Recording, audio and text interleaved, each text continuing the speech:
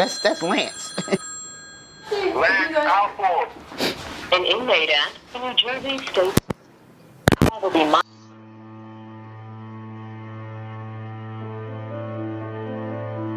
My name is Lance Alford. I've been incarcerated for 20 years for a crime I did not commit.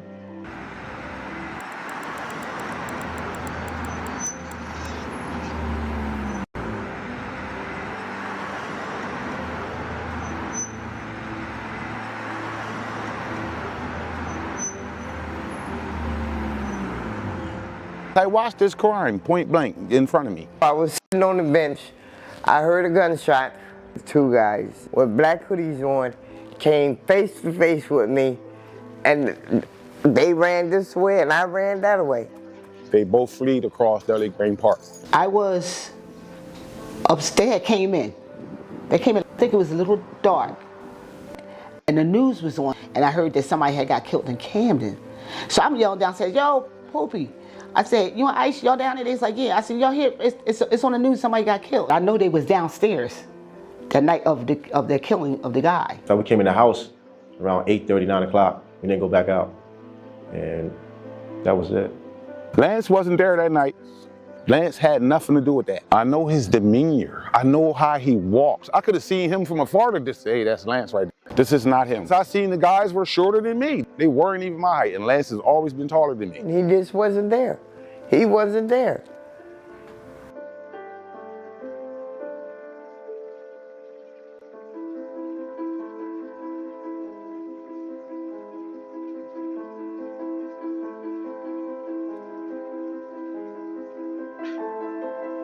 Kim, he flat out told me that he knew nothing about this case and he did not know Lance. They had picked him up or grabbed him from the street. They took him to the prosecutor's office. They put him in a room with them. The two investigators told him, until you tell us what we want, you're not getting out of this room.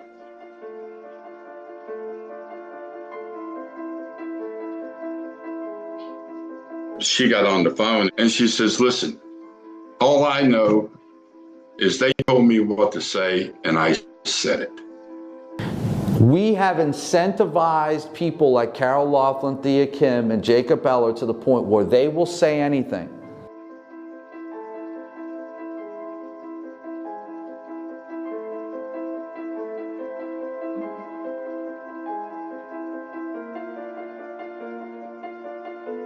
They were supposed to do sequential photo arrays. Didn't happen in Lance. They showed a single photo. They knew the law. What do? Claim the witness knows the person. Now you don't have to do an identification procedure. Somehow, Jacob Eller knew Lance, even though he says a totally different name.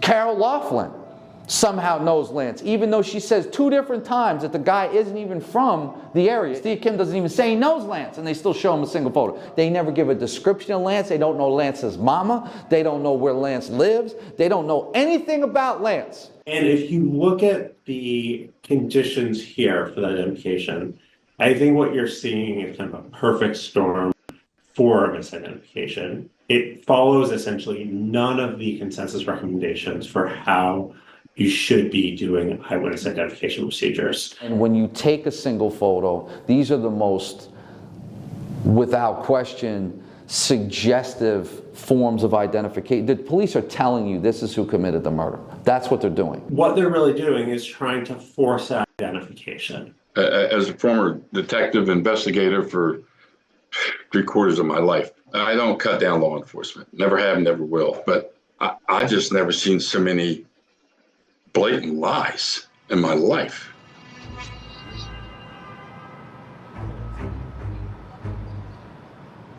There were so many really pernicious problems in Camden. The Camden County prosecutor wound up in one fell swoop dismissed 185 cases. The Camden police officers, and they're being charged with serious federal crimes. Police detectives Marty Devlin, Manuel Santiago, and Frank Jatremski are accused of lying under oath. The former detectives have been named in federal civil rights lawsuits. In total, 4 Camden police officers went to prison. But they were part of a bigger tapestry of corruption and impunity and misuse of informants that permeated the department. But what you have to understand in New Jersey is what goes on is this. They bring the person in. If they knew that somebody was coming in there, maybe that couldn't make bail, was homeless, was a sex offender, they were arresting them falsely. They were building cases against them falsely. They want to get out of jail. They will tell anything that they can. They were really, really nasty, especially if you was black and they thought you sold drugs, they were going to come after you. When some prosecutors and police in Camden throw black men in prison, nobody cares.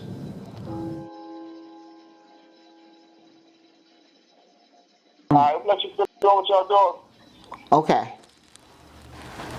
All right, I love you. I love you more. All right, bye-bye. All right,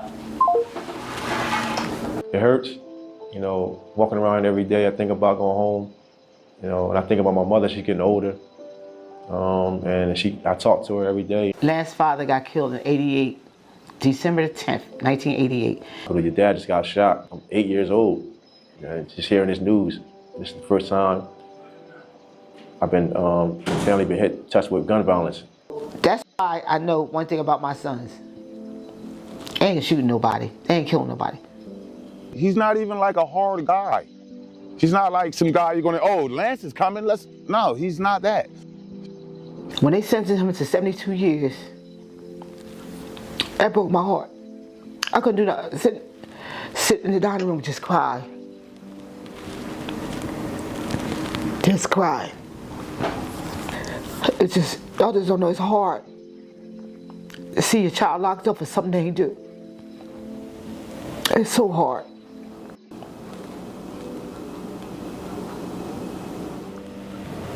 I miss him, you know, that's my little brother. He wanted the best for everybody. I just wish that he was home now because it would uplift my family, it would bring that bond back. Oh man, it get me a little emotional, man. Oh man. Hear my mother tell me that she's waiting for me to come home and she don't know if she gonna. Hearing that she's getting weak and weak, oh, it hurts me, man. Oh man. I'm trying to stay strong for my family. They don't see the weak side of me. You know, I don't try to cry in front of them and nothing like that because I gotta be strong. And it's hard.